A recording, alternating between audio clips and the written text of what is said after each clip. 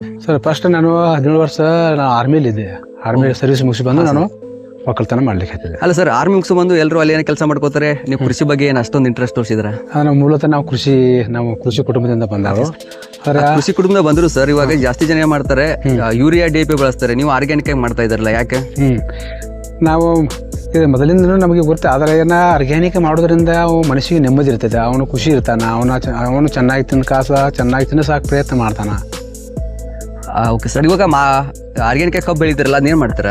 Organic ಕಬ್ಬು ಬೆಳೆದಾದ ಮೌಲ್ಯವರ್ಧನೆ ಮಾಡ್ತೀವಿ. ಮೌಲ್ಯವರ್ಧನೆ ಅಂದ್ರೆ ಏನು? ಈಗ ನಾವು ನಮ್ಮದಾದಂಥ ಒಂದು ಅಂಗಡಿ ಮಾಡಿದ್ವಿ. ಆ ಅಂಗಡಿಯಲ್ಲಿ ಏನು ಮಾಡ್ತೀವಿ ರೀ, ಆರ್ಗ್ಯಾನಿಕ್ ಆಗಿ ಬೆಳೆದಿದ್ದ ಕಬ್ಬನ್ನ ಆರ್ಗ್ಯಾನಿಕ್ ಆಗಿ ಅಲ್ಲಿ ಗಾಣ ಆಡಿಸ್ಕೊಂಡ್ ಬರ್ತೀವಿ. ಅದನ್ನ 70 ರೂಪಾಯಿಗೆ ಕೆಜಿ ಕೊಡ್ತೀವಿ. ಅಂದ್ರೆ ಇವಾಗ ಆರ್ಗ್ಯಾನಿಕ್ ಆಗಿ ಏನು ಬೆಳೆ ಬೆಳೀತಿರೋ ಅದನ್ನ ನಿಮ್ದೇ ಅಂಗಡಿ ಹಾಕೊಂಡು ಅಲ್ಲಿ ನೀವೇ ಮಾರಾಟ ಮಾಡಿ? ನಾವು ಮಾರಾಟ ಮಾಡ್ತೀವಿ.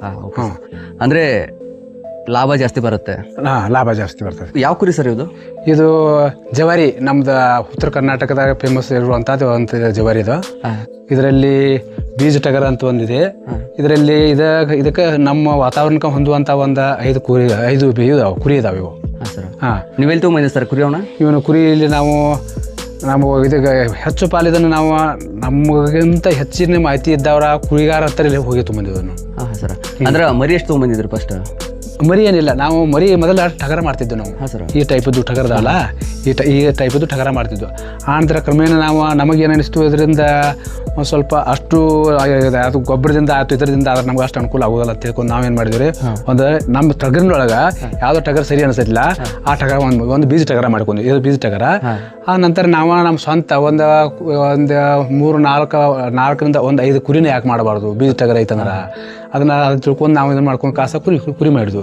ಅದರಿಂದ ಇತರದಿಂದ ಇದು ಕುರಿ ಇದೆಯಲ್ಲ, ಅದರದ್ದು ಮರಿ ಅದು. ಅದರಿಂದ ಈಗ 3 ಮರಿ ಆಗಿದಾವೆ. ಈಗ ನಮ್ಮ ತಳಿ ಚಲೋ ಇತ್ತಂದ್ರೆ, ಒಳ್ಳೇದಿತ್ತಂದ್ರೆ, ಈಗ ಯಾರು ಬಂದ ಕಾಸು ಇಲ್ಲಿ ಬಂದು ಹೋಗ್ತಾರೆ. ಅವ್ರ ಪರಿಚಯ ಆಗಿ ಅವ್ರ ಪರಿಚಯ ಆಗಿ ಬಂದ ಕಾಸು ಹೋಗ್ತಾರೆ. ಈಗ ನಾವು ಇದನ್ನು ಮಾಡೋ ಉದ್ದೇಶ ಏನಂದ್ರೆ, ಈಗ ನಾವು ನಮ್ಮ ಕುರಿನ ಈಗ ನಾವು ಅಥವಾ ಏನೋ ಒಂದು ಹೊಸಾಗಿ ಫಸ್ಟ್ ಸ್ಟಾರ್ಟಿಂಗ್ ಮಾಡಾಯ್ತು ಅಂದ್ರೆ ಒಂದು ಟಗರ ಹೋದ್ವು ಅಂದ್ರೆ ರೀ, ಈಗ ತಂದ ಕಾಸ ನಾವು ಇದು ಮಾಡಿದ್ವು ಅಂದ್ರೆ ಆ ವಾತಾವರಣದಿಂದ ಅವ್ರ ಮನೆಯಲ್ಲಿ ಬೆಳೆದಂಥದ್ದು, ಅವ್ರ ವಾತಾವರಣದಾಗ ಬೆಳೆದಂಥ ಟಗರ ಇಲ್ಲಿ ಬರ್ಬೇಕಾದ್ರೆ ಅಷ್ಟೊಂದು ಇದಾಗಿರೋದಿಲ್ಲ. ಅಂದ್ರೆ 15-20 ದಿವಸ ವೇಸ್ಟ್ ಆಕೈತೆ. 15-20 ದಿವಸ ಅಂದ್ರೆ ಇಲ್ಲಿ ನಮ್ಮ ವಾತಾವರಣ ಸೆಟ್ ಆಗಬೇಕಲ್ಲ. ಸೆಟ್ ಆದ ನಂತರ ಎಲ್ಲ ಕಿರಿಕಿರಿ ಬರೋಂತ ನಾವೇನು ಮಾಡಿದ್ವು, ನಮ್ಮದು ಒಂದು ಅದರೊಳಗಂದ್ರೆ ಚಲೋ ತಂದ ಒಂದು ಬೀಜ ಬೀಜ ಟಗರ ಮಾಡ್ಕೊಂಡು ಒಂದು 5 ಕುರಿ ಮಾಡಿದ್ವು ನಾವು. 5 ಕುರಿಯಿಂದ ಇದರದಿಂದ ಕ್ರಾಸ್ ಮಾಡಿದ್ದ ಅದು ಹೆಣ್ಮರಿನ ಹುಟ್ಟಿದ್ರೆ ಅದು ಪವರ್ಫುಲ್. ಅಂದ್ರೆ ನಿಮ್ದೇನು ಬೇರೆ ಕಡೆಯಿಂದ ಬೇರೆ ಬ್ರೀಡ್ ತರೋದಕ್ಕಿಂತ ನಮ್ಮ ಲೋಕಲ್ ಬ್ರೀಡ್ ನಮ್ಮದೇ ಆದಂತದ ಒಂದು ಬ್ರೀಡ್ ಮಾಡ್ಕೊಂಡು ಬಿಟ್ಟು ಅಂದ್ರೆ ನಮ್ಗೆ ಎಲ್ಲ ರೀತಿ ಅನುಕೂಲ. ಅಂದ್ರೆ ವಾತಾವರಣ ಸೆಟ್ ಆಗುತ್ತೆ, ಏನೋ ಪ್ರಾಬ್ಲಮ್ ಆಗಲ್ಲ ಅಂತ. ಅಂದ್ರೆ ಸರ್, ಸೆಟ್ಗೆ ಎಷ್ಟು ಖರ್ಚು ಮಾಡಿದ್ದಾರೆ ಅದಕ್ಕೆ? ಶೆಡ್ಗೆ ಹೆಚ್ಚು ಕಡಿಮೆ ಆದಾಯ್ತು, ಮುಂದ್ಗಡೆ ಸಾಗಿಸಿದ್ವಲ್ಲ ಅದು ಆಯ್ತು, ಇದಾಯ್ತು, ಎಲ್ಲ ಸೇರಿಸಿ ಒಂದು 2 ಲಕ್ಷ ಖರ್ಚಾಯ್ತದ. 2 ಲಕ್ಷ ಖರ್ಚಿದೆ. ಮತ್ತು ಇದನ್ನ ನಾವು ಮಾಡ್ಬೇಕಾದ್ರೆ ಈಗ ಕಡಿಮೆ ಖರ್ಚದೊಳಗೆ ಹೆಚ್ಚು ಅನುಕೂಲ ಆಗುವಂಥದ್ದು ಮಾಡ್ಕೋಬೇಕಾದ್ರೆ ಹೆಂಗೆ ಮಾಡಬೇಕು ಅಂತೇಳಿ ಎಲ್ಲ ಜನಕ್ಕೆ ಹೋಗಿ ಇದು ಮಾಡ್ಕೊಂಡು ಕೇಳ್ಕೊಂಡು ನಾವು ಮಾಡಿ ಇದು ಮಾಡ್ಕೊಂಡ್ರಿ. ಒಂದಷ್ಟು ಜನರ ಕಡೆಯಿಂದ ಮಾಹಿತಿ ತಗೊಂಡು. Okay sir.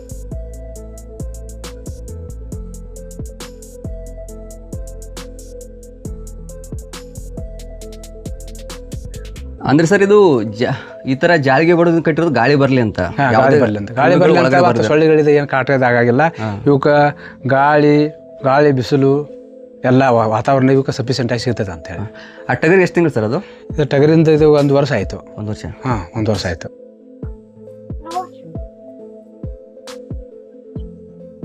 ಇದೇನು ಸರ್ ಇದು ಎರೆಹುಳು ತೊಟ್ಟಿ ಅಂತ. ಎಷ್ಟು ಖರ್ಚು ಬಂತು ಸರ್ ಅದಕ್ಕೆ ಮಾಡೋಕ್ಕೆ? ಇದಕ್ಕೆ ನಾವು ಕಡಿಮೆ ಬಜೆಟ್ನಲ್ಲಿ ಮಾಡಿದ್ವಿ. ಇದನ್ನು 2 ಕಣೆಗೆ 15ರಿಂದ 20 ಸಾವಿರ. 15-20 ಸಾವಿರ? 15ರಿಂದ 20 ಸಾವಿರ ಬಂದಿದೆ. ಅದ್ಯಾವ ಸರ್ ಹೋರಿ ತಳಿ ಯಾವ್ದು? ಇದು ಹೋರಿ ತಳಿ ಗಿರ್ ಅಂತೇಳಿ ಕಾಸ. ಇದಕ್ಕೆ ಕ್ರಾಸ್ ಮಾಡಿಸಿದ್ವಿ. ಅದು ಜವಾರಿ ಕಿಲಾರಿ ಹಾಕೋದಲ್ಲಿ ಬರ್ತದೆ, ಅದು ಹಾಕೋ ತಳಿಯಲ್ಲಿ. ಅದಕ್ಕೆ ಇದನ್ನು ಕ್ರಾಸ್ ಮಾಡಿಸೋದ್ರಿಂದ ಇದು ಹೋರಿಗರ ಹುಟ್ಟಿದೆ. Okay sir. ಇದು ಎರೆಹುಳು ತೊಟ್ಟಿ ಅಂತ. ಅಂದ್ರೆ ನಮ್ಮದೇ ಆದಂತ ಒಂದು ಸ್ವಂತ ಇಂಟ್ರೆಸ್ಟ್ ಇಂದ ಮಾಡಿದಂತ ಒಂದು ತೊಟ್ಟಿ ಇದೆ. ಇದರಲ್ಲಿ ಹೆಚ್ಚು ಖರ್ಚು ಅಂದ್ರೆ ₹1 ಇನ್ವೆಸ್ಟ್ಮೆಂಟ್ ಇಲ್ಲದೆ ಬರೀ ಜೀರೋ ಬಜೆಟ್ ZBNF ಅಂತ ಇರೋದಲ್ಲ, ಅದರಲ್ಲಿ. ಯಾವ ಸರ್ ಅದು? ZBNF, ಜೀರೋ ಬಜೆಟ್ ನೈಸರ್ಗಿಕ ಸಾವಯವ ಕೃಷಿ ಅಂತ ಹೇಳಿ. ಯಾವ ತರ ಮಾಡ್ಬೇಕು ಸರ್ ಇದನ್ನ? ಇದು ಮಾಡೋಕ್ಕಿಂತ ಮೊದಲ ಮುಂಚಿತವಾಗಿ ನಾವ್ ಏನ್ ಮಾಡ್ಬೇಕಂದ್ರ, ಇಲ್ಲಿ ನೆರಳಿಂದ ಒಂದ್ ಸ್ವಲ್ಪ ನೆರಳಿನ ವ್ಯವಸ್ಥೆ ಮಾಡ್ಕೋಬೇಕು. ಅಂದ್ರೆ ಗಿಡದ ಕೆಳಗಡೆ ಮಾಡ್ಬೇಕು? ಗಿಡದ ಕೆಳಗಡೆ ಮಾಡ್ಬೇಕು. ಆದಷ್ಟು ಮಟ್ಟಿಗೆ ಈಗ ಶೀಘ್ರ ಲೌಟ್ ಜಲ್ದಿ ಬರುವಂತ ಗಿಡಗಳು ಯಾವುವು ಇದು ಬರ್ತೈತಿ, ಒಂದು ಔಡ್ಲ ಗಿಡ ಬರ್ತದ. ಈಗ ಆಲ್ರೆಡಿ ನಾವು ಗಿಡ ಐತಪ್ಪ ಅಂದ್ರೆ ಅದರ ತಳಗ ಈ ರೀತಿ ನಾವು ಮಾಡ್ಕೋಬಹುದು.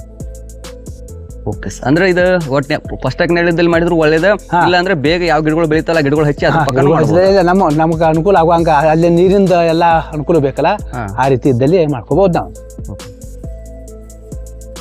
ಮತ್ತ ಈಗೇನ ಆಕಳುಗಳು ತಿಂದು ಕಾಸು ಬಿಡ್ತಾವಲ್ಲ ಸೆದಿದ್ದಂಟು ಅವನ್ನ ನಾವು ಕೆಳಗಡೆ ಹಾಕ್ತೀವಿ. ಕೆಳಗಡೆ ಹಾಕೋದ್ರಿಂದ ಏನೈತಿ ಅದ ಗೋಮೂತ್ರ ಹಾಕಿ ಮತ್ತೆ ಸಗಣಿ ಬಿದ್ದು ಅದೇ ಬಿದ್ದು ನಾವು ಎಷ್ಟು ತೆಗೆದು ಇದು ಮಾಡ್ರೂ ಹತ್ತೆಲ್ಲ ಅಡ್ಡಾಡೋದ್ರಿಂದ ಮಾಡೋದ್ರಿಂದ ಹಿಂಗೆ ಚಿಪ್ಪಾಡಿ ಆಗ್ತದೆ. ಹಿಂಗೆ ಚಿಪ್ಪಾಡಿ ಆಗೋದ್ರಿಂದ ಇದನ್ನೈತಿ ಎರೆಹುಳು ತೊಟ್ಟಿಗೆ ನಾವು ಹಾಕಿದ್ರೆ ಶೀಘ್ರವಾಗಿ ಅದ ಗೊಬ್ಬರ ತಯಾರಾಗ್ತೈತಿ. ಅಂದ್ರೆ ಇವಾಗ ಬೇಗ ಎರೆ ತೊಟ್ಟಿಯಲ್ಲಿ ಗೊಬ್ಬರ ರೆಡಿ ಆಗೋದಕ್ಕೆ ಇದು ಒಂದು ಅಂದ್ರೆ ಸುಮ್ಮನೆ ಮ್ಯಾಟ್ ಹಾಕಿ ಖರ್ಚು ಮಾಡೋ ಬದಲಿ ಉಳಿತಾಯ ನಮ್ಮ ಇದ್ರದಲ್ಲಿ ಈ ತರ ಮಾಡ್ಕೊಂಡು ಈ ತರ ಮಾಡಿದ್ರೆ ₹1 ಖರ್ಚಿಲ್ಲದೆ ಆರಾಮಾಗಿ ನಾವು ಎರೆಹುಳು ಗೊಬ್ಬರ ಮಾಡ್ಕೋಬಹುದು. ನಮ್ದೇ ಸ್ವಂತ ಗೊಬ್ಬರ ಮಾಡ್ಕೋಬಹುದು. ಅಂದ್ರೆ ₹1 ಖರ್ಚಿಲ್ಲ ಆರಾಮಾಗಿ ಮಾಡ್ಕೋಬಹುದು. ಮತ್ತೆ ಇಲ್ಲಿ ಎಲ್ಲ ಎರೆಹುಳು ಹೋಗದಾವ. ಟಾಲಿ ಅದ ಏನೋ ಒಂದು ಹಾಲು ಕೊಡ್ಲಿಲ್ಲ ಅಂದ್ರು ಅದ ಗೊಬ್ಬರ ಕೊಡ್ತೈತಿ. ಗೊಬ್ಬರ ಕೊಟ್ಟಿಲ್ಲ ಅದ ಗೊಬ್ಬರ ತುಂಬ ಕಾಸು ನಾವು ಒಂದು ಹೊಲಕ್ಕೆ ಹಾಕಿದ್ವಿ ಅಂದ್ರೆ ಹೊಲಕ್ಕೆ ಒಂದು ಚಲೋ ಗೊಬ್ಬರ ಹಾಕೋದ್ರಿಂದ ಒಂದು ಚಲೋ ಬೆಳೆ ಬರ್ತೈತಿ. ಚಲೋ ಬೆಳೆ ಅಂದ್ರೆ ನಮ್ಮಷ್ಟು ನಾವು ಬದುಕಬೇಕು. ಚಲೋ ಚೆನ್ನಾಗಿ ನಾವು ಬದುಕಿದ್ರೆ 4 ಮಂದಿಗೆ ಈ ರೀತಿ ಬದುಕಿದ್ರೆ ಹಿಂಗೆ ಆಗ್ತೈತಿ ಅಂತ ಹೇಳಿ ಕಾಸು ನಮ್ಮ ಸ್ವಂತ ಅನುಭವ ಇದ್ರೆ ಅವ್ರಿಗೆ ನಾವು ಹೇಳಕ್ ಸಾಧ್ಯ. ಎಷ್ಟು ಐತಿ ಸರ್ ನೀವು ಕೃಷಿ ಮಾಡಕ್ ಸ್ಟಾರ್ಟ್ ಮಾಡಿ? ನಾವು 11 ವರ್ಷ ಆಯ್ತು. Okay sir. ಅದಕ್ಕಿಂತ ಮೊದಲು ಏನ್ ಮಾಡ್ತಾ ಇದ್ರಿ? ಅದಕ್ಕಿಂತ ಬದಲು ನಾವು ಮಾಡ್ತಾ ಇದ್ವಿ, ಇಲ್ಲೇ ಮಾಡ್ತಾ ಇದ್ವಿ. ಆದ್ರೆ ಏನೋ ಆ ಸಮಯದಲ್ಲಿ ನಮಗೂ ಅಂದ್ರೆ ಎಲ್ಲ ಮನೆಯಲ್ಲಿ ಇದಕ್ಕೆ ಈ ರೀತಿ ಮಾಡೋದು ನಮ್ಗೆ ಜಡ್ಬಿ ಯಾವುದು ನೈಸರ್ಗಿಕ ಜೀರೋ ಬಜೆಟ್ ಶೂನ್ಯ ಬಂಡವಾಳ ನೈಸರ್ಗಿಕ ಸಾವಯವ ಕೃಷಿ ಪ್ಲಸ್ ಆಧ್ಯಾತ್ಮಿಕ ಕೃಷಿ ಅನ್ನೋದಾ ಏನ್ ಸರ್ ಇಷ್ಟೊಂದು ಎರೆಹುಳ ಇದೆ ಇಲ್ಲಿ? ಎರೆಹುಳದು ಹೇಗ್ ಸರ್ ಈಗ ಸಾಧ್ಯ ಆದ್ರೆ ಏನ ಯಾರು ಬೇಕಾದ್ರೂ ಮಾಡ್ಬೋದು ಇದನ್ನ. ಈಗ ಜೀರೋ ಬಜೆಟ್ ನಲ್ಲಿ ಅಂದ್ರೆ ನಾವು ಯಾವ್ದೋ ಒಂದು ಗಿಡದ ನೆರಳಿನ ಜೊತೆಗೆ ಅದು ಮಾಡ್ಕೊಂಡ ನಾವು ಇದಕ್ಕೆ ನೀರ್ ಬಿಡ್ತು ಇಲ್ಲ ಪೈಪಿನಿಂದ ಇದನ್ನ ಮಾಡ್ತೀವಿ ವಸ್ತು. ಆಮೇಲೆ ಅದ ತೇವಾಂಶ ಇದ್ರೆ ಸಾಕಿ ಬರ್ತಾವ. ಅಂದ್ರೆ ಏನ್ ಮಾಡ್ಬೇಕು ಸರ್ ಈ ತರ ಮಾಡ್ಬೇಕಾದ್ರೆ? ಈ ತರ ಮೊದಲು ಮಾಡ್ಬೇಕಾದ್ರೆ ಇವಕ್ ಬೇಕಾದಂತದ್ದು ಒಂದ್ ಸ್ವಲ್ಪ ಒಂದು ಆಕಳ ಯಾವ್ದು ಆಕಳ ಆಗ್ಲಿ ಎಮ್ಮೆ ಆಗ್ಲಿ ಒಂದು ಆಕಳ ಇದು ಬೇಕು. ಸಗಣಿ ನೀರು ಮತ್ತೆ ಯಾವ್ದು ಅಂದ್ರೆ ಇವಾಗ ಫಸ್ಟ್ ನಾವು ಸ್ಟಾರ್ಟ್ ಮಾಡ್ತೀವಿ. ಫಸ್ಟ್ ಏನ್ ಹಾಕ್ಬೇಕು ಸರ್ ಕೆಳಗಡೆ ಇದೇ ಚಿಪ್ಪಾಡಿನ ಇದು ಕೆಳಗಡೆ ಚಿಪ್ಪಾಡಿ ಹಾಕ್ತಿವಿ. ಅದ್ರ ಮೇಲೆ ಈ ಸಗಣಿ ನೀರ ಬಿಡ್ತು. ಆಗ ಕ್ರಮೇಣ 2 ದಿವಸಕ್ಕೊಮ್ಮೆ 3 ದಿವಸಕ್ಕೊಮ್ಮೆ ಹಂಗೆ ನೀರು ಬಿಡ್ಕೊಂತ ಹೋಗ್ತಿರು. ಅದ ನಾವು ತೇವಾಂಶನ ಹಾಕೊಂತ ಹೋಗ್ತೀವಿ ಅಂದ್ರೆ ಅದೇ ರೀತಿಯಿಂದ ಹುಳುಗಳ ಉತ್ಪತ್ತಿ ಹಾಕೋತ 1ರಿಂದ 15 ಹಂಗ ಮಲ್ಟಿಪ್ಲೈ ಹಾಕೋತ ಹೋಗ್ತಾವ. ಈ ರೀತಿ ಆಗೋದ್ರಿಂದ ಎಲ್ಲ ಶೀಘ್ರವಾಗಿ ಗೊಬ್ಬರ ಹಾಕೈತಿ. ಅದ ಆಕಳ ಕಾಲು ತಳಗಿಂದ ಇದ್ದದ್ದು ಅದನ್ನ ಸಿಪ್ಪಾಡಿ ಹಾಕಿದ್ವಿ ಅಂದ್ರ ಜಲ್ದಿ ಬೇಗ ಹಾಕೈತಿ.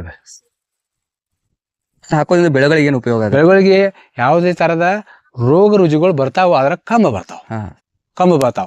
ಈಗ ನಾವು ಹೊರಗಡೆಯಿಂದ ತಂದು ಹಾಕಿದ್ವಿ ಅಂದ್ರೆ ಅದೆಲ್ಲ ಎಲ್ಲಾ ತರದ ಬೀಜ ಇರ್ತೈತಿ.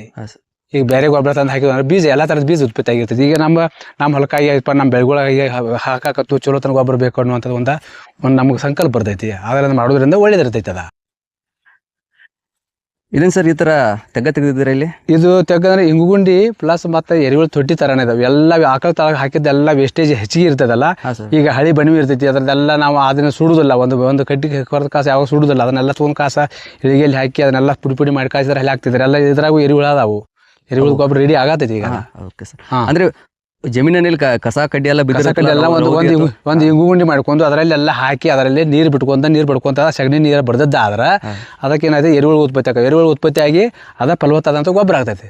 ಅಂದ್ರೆ ಸುಮ್ನೆ ಇವಾಗ ಕಟ್ಟಿಗೆ ಅದನ್ನೆಲ್ಲ ರೌದಿ ಕಸ ಕಡ್ಡಿ ಎಲ್ಲ ಸುಟ್ಟು ಸುಮ್ನೆ ವೇಸ್ಟ್ ಮಾಡೋದ್ರಿಂದ ನಮ್ಮ ಹೊಲದಾಗ ನಾವು ನಮ್ದಾದಂತ ಒಂದು ಗುಂಡಿ ಮಾಡ್ಕೊಂಡು ಕಾಸ ಮಾಡೋದ್ರಿಂದ ಎಲ್ಲಾ ತರದ ನಮ್ಮ ಸ್ವಂತ ಗೊಬ್ಬರ ಉಪಯೋಗ ಮಾಡ್ಕೊಂಡ್ ಕಾಸ ನಮ್ಮ ಬೆಳೆಗಳು ಹಾಕ್ಬೋದು ನಾವು.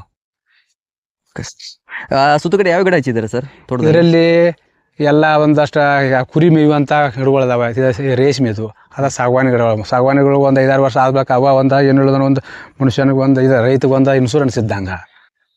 ಆ ರೀತಿ ಒಂದಷ್ಟು ಇಷ್ಟ ಡಿಸ್ಟೆನ್ಸ್ಗೆ ಅರಸಿಕೆರೆ ಬೀಜ ಅಂತ ಹೇಳಿ ಕಾಸ ಇದನ್ನ ತೆರವು ಹಚ್ಚಿದ್ವಿ. ಯಾವುದು ತೆಂಗಿನ ಗಿಡಗಳ ಅದ್ರ ಮಧ್ಯದಲ್ಲಿ ಸಣ್ಣ ಇದೈತಿ ರೇಷ್ಮೆ ಇದೆ ಮತ್ತು ಬೇಲಿ ಮೆಂತೆ ಅಂತಿದೆ. ಅದೇ ಸರ್ ಇವಾಗ ತೆಂಗಿನ ಗಿಡ ಹಚ್ಚಿದಾರೆ, ರೇಷ್ಮೆ ಹಚ್ಚಿದಾರೆ, ಅವನ್ನೆಲ್ಲ ಮತ್ತೇನು ಹಚ್ಚಿದಾರೆ ಸರ್ ಇದರಲ್ಲಿ ಒಂದಷ್ಟು ಹಣ್ಣಪ್ಪಲ ಗಿಡಗಳು ಇವು ಅದ. ಯಾವುದು ಲಿಂಬು ಹಣ್ಣಿನ ಗಿಡ ಇದೆ. ಹೌದಾ ಸರ್? ಮಾವಿನ ಅಂದ್ರ ನೀರ್ ಅಂದ್ರೆ ಈಗ ತೆಂಗಿನ ಗಿಡ ಹಚ್ಚಿದ್ರ ಓಕೆ, ಲಿಂಬೆ ಗಿಡನು ಹಚ್ಚಿದಿರ, ರೇಷ್ಮೆ ಹಚ್ಚಿದಿರ. ಇಲ್ಲಿ ನೋಡಿ, ಒಂದು ಗಿಡದಿಂದ ಒಂದು ಗಿಡಕ್ಕೆ 20-25 ಫೂಟ್ ಗ್ಯಾಪ್ ಇದೆ. ಅದರಲ್ಲಿ ಏನೋ ಇದಕ್ಕೆ ತೊಂದರೆ ಆಗದ ಸಣ್ಣ ಪುಟ್ಟ ಇದರಿಂದ ಬರುವಂತ ಗಿಡಗಳು. ಲಿಂಬೆ ಗಿಡ ಬರ್ತೈತೆ, ಮಾವಿನ ಗಿಡ ಬರ್ತೈತೆ, ಪ್ಯಾರ್ಲೆ ಗಿಡ ಬರ್ತೈತೆ, ಚಿಕ್ಕು ಗಿಡ ಬರ್ತೈತೆ ಎಲ್ಲ. ಯಾವ ತಳಿ ಸರ್ ಅದು? ಇದು ಲಿಂಬು ಇದು ಜವಾರಿ ಒಳಗೆ ಬರ್ತೈತೆ.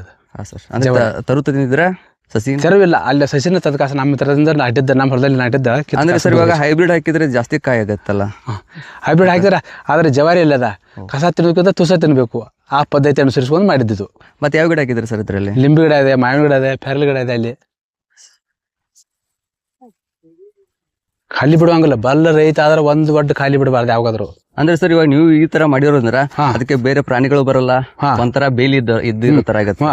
ಈಗ ಬೇಲಿ ಆಯ್ತು, ಪ್ಲಸ್ ಇದು ನಮ್ಗ ಕುರಿಗೆ ಮೇಯ್ಲಿಕ್ಕೆ ಒಂದು ಮೇವು, ತೆಂಗಿನೂ ಸಿಗುತ್ತೆ, ಲಿಂಬೆ ಹಣ್ಣು ಬರುತ್ತೆ, ಎಲ್ಲ ಮೇವು ಆಗುತ್ತೆ, ಹೊಲದ ರಕ್ಷಣೆ. ಇಲ್ಲಿಂದ ಅಲ್ಲಿವರೆಗೆ ಹಾಗಾದ್ರೆ ಹರಿದು ಹೋಗ್ತದೆ. ಅದ್ರ ಜೊತೆಗೆ ಒಂದು ಕುರಿ ಮೇಯ್ಲಿಕ್ಕೆ ಒಂದು ಕಸ ಕಡ್ಡಿ ಯಾರು ಬೀಳ್ತಿದಲ್ಲ, ಈ ಉದ್ದೇಶಕ್ಕಾಗಿ ಅದನ್ನ ಬೇಲಿ ಮೆಂತೆ ಹಾಕೊಂಡಿದ್ದು ಬೀಜ. ಈ ತರ ಮಾಡಿದ್ರೆ ಎಲ್ರು ಬೆಸ್ಟ್ ಅಲ್ವಾ ಸರ್? ಅಂದ್ರೆ ಹೊಲಕ್ಕೆ ಸುಮ್ನೆ ಅವ್ರು ಯಾರೋ ಬಂದ್ರು, ಇದಾಯ್ತು, ಪ್ರಾಣಿಗಳು ಬಂದ್ವು, ಏನು ಇರಲ್ಲ. ಬೇಲಿ ಆಯ್ತು ಅಂತ ಒಂದ್ ರೀತಿಯಿಂದ ಬೇಲಿ ಹಾಕಿದ ಆಯ್ತು. ಈಗ ಒಂದ್ 2 ವರ್ಷದ ತರ ನೋಡ್ರಿ ಇವು. Okay sir. ಇವು ಏಲಕ್ಕಿ ಬಾಳೆದು. ಅಂದ್ರೆ ಏನ್ ಸರ್ ಒಂದೇ ಲೈನ್ ಹಾಕಿದ್ರೆ? ಒಂದೇ ಲೈನ್ ಅಂದ್ರೆ ನಾವು ತಂದದ್ದು ಅದು ಜವಾರಿ ಹೆಚ್ಚಿದ್ವಿ, ಮನೆಗೋಸ್ಕರ ಇದೆ. ಈಗ ಮೊದಲ ಮನೆಗೋಸ್ಕರ ನಾವು ನಮ್ಮ ಆತ್ಮೀಯರು ತಿಂದ್ರ ಅದ ಮತ್ತ ಅದರಿಂದನ ಹೆಚ್ಚು ನಮಗೂ ಬೇಕಂತ ಅವ್ರು ಹೇಳಿದ್ರ ಹೆಚ್ಚು ಬೆಳಿಲಿಕ್ಕೆ ಅನುಕೂಲ ಆಗ್ತೈತಿ. ಮೊದಲ ನಮ್ಮ ಮನೆ ಪೂರ್ತಕ. ಅಂದ್ರೆ ಇವಾಗ ಮುಂದೆ ಜಾಸ್ತಿ ಮಾಡೋ ಪ್ಲಾನ್ ಇದೆ. ಜಾಸ್ತಿ ಮಾಡೋದ್ರಿಂದ ನಾವೇ ಕೊಂಡು ತಗೊಂಡ್ಬರ್ಬೇಕಾಗಿಲ್ಲ. ಅವ್ನ ತೆರವ ಇವೇನ್ ತೆರವ ನಡೀದಲ್ಲ. ಇದ್ರದ್ದು ಮಾವಿನ ಗಿಡ ನೀವು ಸಸಿ ಮಾಡಿದ ಅಥವಾ ತಗೊಂಡ್ಬಂದಿ? ಇದು ಫಾರ್ಮ್ದಿಂದ ತಂದು, ಅರ್ಬಾಮಿ ಫಾರ್ಮ್ದಿಂದ ತಂದು. ಸರ್ ಯಾವ ತರ? ಇದು ಜವಾರಿ ಒಳಗೆ ಬರ್ತದೆ. ಇದು ಕಲ್ಮಿ ಟೈಪ್ ಒಳಗೆ ಬರ್ತದೆ ಅನ್ನೋದ್ರ. ಈಗ ಒಂದ 3-4 ವರ್ಷದಿಂದ ಹಣ್ಣು ಆಗ್ತದೆ. ಎಷ್ಟು ವರ್ಷ ಆಯ್ತು ಸರ್ ಇದನ್ನ ಹಚ್ಚಿ ನೀವು? ಹಚ್ಚಿ ನಾವು 6 ವರ್ಷ ಆಯ್ತು. 6 ವರ್ಷ. ಕಾಯಿ ಎಷ್ಟು ವರ್ಷ ಆಯ್ತು ಸರ್ ಅದು? ಈಗ ಆಗಾಕೈತಿದೆ, ಕಾಯಿ ಆಗ್ಲಿಕ್ಕೆ ಹತ್ತಿದೆ. ಇದು ಒಂದು 3 ವರ್ಷ ಆಯ್ತು. ಅಂದ್ರೆ 3 ವರ್ಷಕ್ಕೆ ಕಾಯಿ ಸ್ಟಾರ್ಟ್ ಆಗುತ್ತೆ? 3 ವರ್ಷಕ್ಕೆ ಸ್ಟಾರ್ಟ್ ಆಗುತ್ತೆ.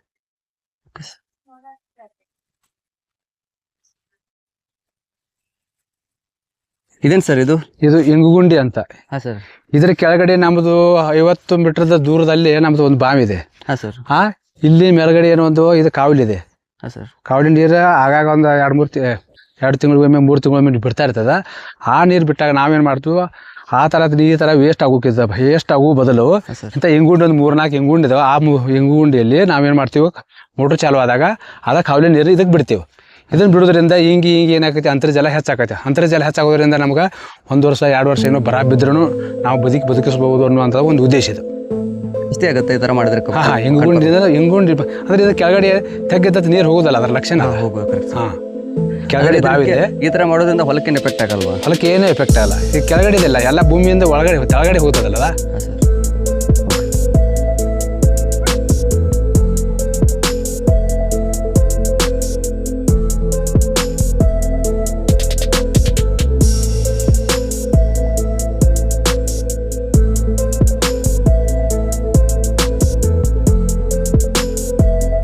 ಇದಾವ ಬಾಳೆ ಸರ್? ಇದು ಜವಾರಿ ಅಂತ.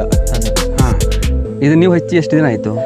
ಇದನ್ನು 9 ತಿಂಗಳಾಯ್ತು. 9 ತಿಂಗಳಾಯ್ತು. ಈಗ ಫಲ ಕೊಡಕ್ಕೆ ಚಾಲು ಮಾಡಿದೆ ಸರ್. 9 ತಿಂಗಳಿಗೆ ಕಾಯಿ ಆಗ್ತಿದೆಯಾ? 9 ತಿಂಗಳಿಗೆ 9 ತಿಂಗಳು ಕಾಯಿ ಆಗಿ ಈಗ ಗೊನೆ ಹೋಗೋದು. ಈಗ ಹಣ್ಣು ಆಗಲಿಕ್ಕೆ ಸ್ಟಾರ್ಟ್ ಆಗಿದಾವೆ. 1-2 ಗೊನೆ ಬಂದಿದ್ದಾವೆ ಈಗ. ಇದೆ ಸರ್. ಈ ತರ ಗೊಬ್ಬರ ಮಣ್ಣ ಇದನ್ನು ನಾವು ಅಗಿ ಮಾಡಿದ್ದು. ಅದು ಅಗತಿ ಮಾಡಿದ್ದು. ಅಗತಿ ಮಾಡಿ ಅದಕ್ಕೆ ಬುಡಕ್ಕೆ ಹಿಂಗೆ ಏರಿಸ್ತು. ಏನೋ ಒಂದು ಮಳೆಗಾಲದಲ್ಲಿ ಗಾಳಿ ಮಳೆ ಬೀಸಿದ್ರೆ ಅದು ಗಿಡ ಬೀಳೋ ಸಾಧ್ಯತೆ ಇರ್ತೈತೆ. ಅದರ ಕಾರಣ ನಾವು ಏರು ಮಡಿ ಅಂತಾರಲ್ಲ, ಹಂಗೆ ಮಣ್ಣು ಏರಿಸಿರ್ತೀವಿ. ಅಂದರೆ ಎಷ್ಟಿದೆ ಸರ್ ಜಾಗ? ಇದು 7 ಗುಂಟೆ ಇದೆ. ಬರೀ 7 ಗುಂಟೆಯಲ್ಲಿ 7 ಗುಂಟೆ ಇದೆ. ಇದು ಗಿಡದಿಂದ ಗಿಡಕ್ಕೆ 8 ಫೂಟ, ಸಾಲಿನಿಂದ ಸಾಲಿಗೆ 8 ಫೂಟ. ಚೌತರ ಮಾಡೋದ್ರಿಂದ ಏನು ಉಪಯೋಗ ಸರ್? ನಾವು ನಮ್ಗೆ ಈಗ ಫಸ್ಟಿಗೆ ಸ್ಟಾರ್ಟಿಂಗ್ ಒಮ್ಮೆ ಮಾಡಿದ್ದೆ ನಾನು. ಅದನ್ನು 6ರಿಂದ 6 ಬಾಯ ಎಷ್ಟು 6 ಗಿಡಕ್ಕೆ ಸಾಲಿಂದ ಸಾಲಿಗೆ 6 ಮತ್ತು ಸಸಿಯಿಂದ ಸಸಿಗೆ ನಾವು 6 ಫೂಟ್ ಮಾಡೋದ್ರಿಂದ ನಮಗೆ ಅಷ್ಟೊಂದು ಇಳುವರಿ ಬರಲಿಲ್ಲ. ಇನ್ನೊಟ್ಟು ಗ್ಯಾಪ್ ಮಾಡಿದ್ರೆ ನಮ್ಗೆ ಹೆಚ್ಚು ಬರ್ತೈತೆ. 6ರಿಂದ 6 ಮಾಡಿದ್ರೆ ಯಾಕೆ ಬರಲಿಲ್ಲ ಅದು? ಅಂದರೆ ಹೆಚ್ಚು ಅದಕ್ಕೆ ಪೋಷಕಾಂಶ ಬೇಕಲ್ಲ ಎಲ್ಲ ಥರದಿಂದ. ಈಗ ಬಿಸಿಲು ಬೆಳೆ ಮಾಡ್ಕೋತು ನಾವು. ಅದರಲ್ಲಿ ಈಗ ಟ್ರ್ಯಾಕ್ಟರ್ ಅಡ್ಡಾಡಕ್ಕೆ ಅನುಕೂಲ ಆಗೋದಿಲ್ಲ. 6 ಫೂಟ್ ಮಾಡೋದ್ರಿಂದ 8 ಫೂಟ್ ಮಾಡಿದ್ರೆ ಟ್ರ್ಯಾಕ್ಟರ್ ಹೋಗ್ತದ. ಫಸ್ಟ್ನೇ ಬೆಳೆ ಹಾಗಾದ್ರೆ ಬರ್ತೈತೆ, ಮತ್ತು 2ನೇ ಬೆಳೆಗೆ ನಾವು ಮಾಡಲಿಲ್ಲ ನಡೀತೈತಿ. ಅಂದರೆ ಸರ್ ನಾನು ಕೇಳ್ತಾ ಇರೋದು, ಇವಾಗ 6ರಿಂದ 6 ಫೂಟ್ ಮಾಡಿದ್ರೆ ಬೆಳೆ ಯಾಕೆ ಕಡಿಮೆ ಬರುತ್ತೆ, 8ರಿಂದ 8ಕ್ಕೆ ಮಾಡಿದ್ರೆ ಯಾಕೆ ಜಾಸ್ತಿ ಬರುತ್ತೆ?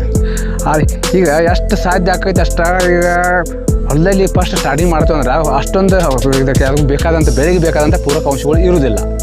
ಹಾಂ, ಕ್ಯಾಪ್ ಆಗೋದ್ರಿಂದ ಅದನ್ನ ನೋಡ್ರಿ ಅಲ್ಲೊಂದು ಇಲ್ಲೊಂದು ಹೆಚ್ಚೋದ್ರಿಂದ ಅದಕ್ಕೆ ಅಷ್ಟು ಅದಕ್ಕೆ ಬೇಕಾದಂಥ ಪೋಷಕಾಂಶ ಇರುತ್ತೆ, ಸಿಗ್ತದೆ. ಗಾಳಿ ಚೆನ್ನಾಗಿ ಗಾಳಿ ಆಡುತ್ತೆ, ಚೆನ್ನಾಗಿ ಗಾಳಿ ಆಡ್ತದೆ. ಹಾಂ, ಎಲ್ಲ ಕಾರಣದಿಂದ ಬೆಳೆ ಎಲ್ಲ ಚೆನ್ನಾಗಿ ಕಾರಣ ಚೆನ್ನಾಗಿ ಬರ್ತದೆ. ಅಂದರೆ ಟೋಟಲ್ ಆಗಿ ನೀವು ಎಷ್ಟು ಎಕರೆ ಇದೆ ಸರ್ ಜಾಗ ಇದು ಟೋಟಲ್? ಇದು 7 ಗುಂಟೆ ಇದೆ. ಆಯ್ತು, ನಿಮ್ಮ ಹೊಲ ಸರ್ ಅಂದ್ರೆ ಏನೇನು ಮಾಡಿದಿರಾ? ಕುರಿ ಮಾಡಿದಿರಾ, ಬಾಳೆ ಮಾಡಿದಿರಾ, ಪ್ರತಿಯೊಂದು ಹಣ್ಣಿನ ಗಿಡ ಹಚ್ಚಿದಿರಾ? ಹಣ್ಣು ಹಂಪಲು ಗಿಡಗಳು ಹಚ್ಚಿದ್ವಿ, ಮತ್ತು ಇಂಗುಂಡಿ ಮಾಡ್ಕೊಂಡು ಬಾವಿದೆ ನೀರಿದಕ್ಕೆಲ್ಲ ಸಪ್ಲೈ ಆಗೋದು ನಮ್ಮ ಬಾವಿ ಇದೆ, ಬಾವಿಯಿಂದನೇ ಆಗ್ತದೆ. 4 ಟೋಟಲ್ ಆಗಿ ಎಷ್ಟು ಎಕರೆ ಇದೆ ಸರ್ ನಿಮ್ದು? 4 ಎಕರೆ, 3 ಎಕರೆ 36 ಗುಂಟೆ ಅಂತ.